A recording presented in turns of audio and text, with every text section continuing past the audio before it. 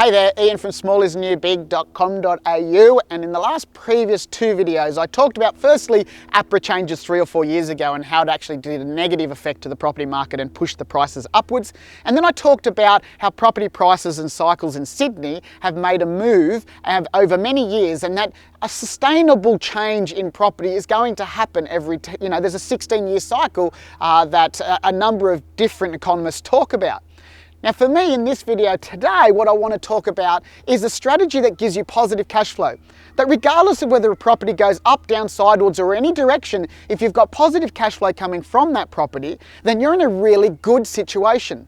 How does that happen? Well, you see that up to 80 or 90% of the properties all over this country, Australia, have the ability to create more income. If you're negative geared and you want to get better income out of your property, if you want to buy into property, you want to protect yourself against the downside, if you want to get into a property for as little as $15,000, then the strategy is for you.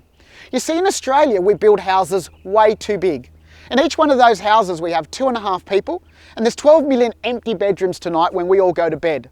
So if we've got 12 million empty bedrooms and only 2.5 people in a house, why do we continue to want to build and buy 4-bedroom houses as investment properties? Remember, I'm not talking about your own home. You can live wherever you want. But if you're going to be an investor, you have to cater for the marketplace. What's the marketplace? Right now, 60 to 80% of the people that are currently looking for somewhere to live are singles and couples.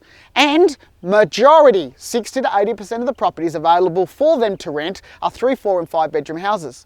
So what we do is we talk about a strategy where you can take those larger houses, or you build houses that have adaptability to cater for those singles and couples.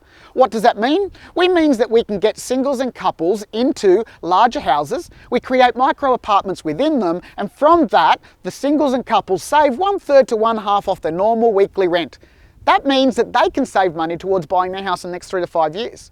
You as an investor are protected against the downside in property prices dropping, because by them paying 1/3 to 1/2 of their normal weekly rent, you actually got 4, 5, 6, maybe even more people coming in, and you've got multiple income coming out of one property.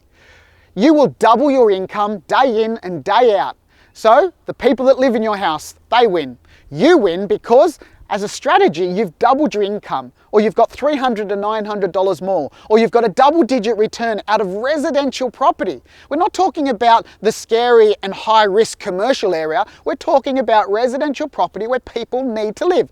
And I can tell you, people love living in them. We're not talking about low socio. We're talking about doctors and we're nurses. We're talking about people that actually just want somewhere to stay. People that work 70 or 80 hours a week. A young person that's just finished university, that's just got into their first job.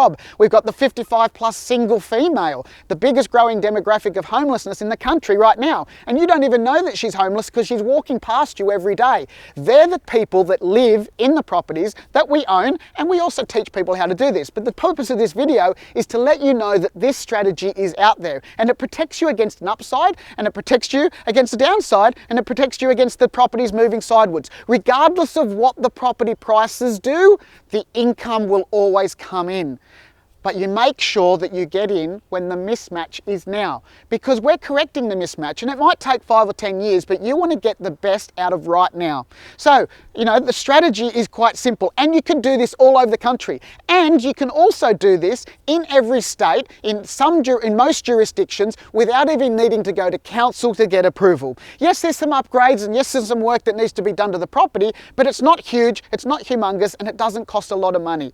You can get into some of these properties, and even some properties that other people own. It's a strategy we've taught called the rentrepreneur strategy, where you rent someone else's property as an entrepreneur and you put it together with the strategy I just talked about and put yourself in a much better place.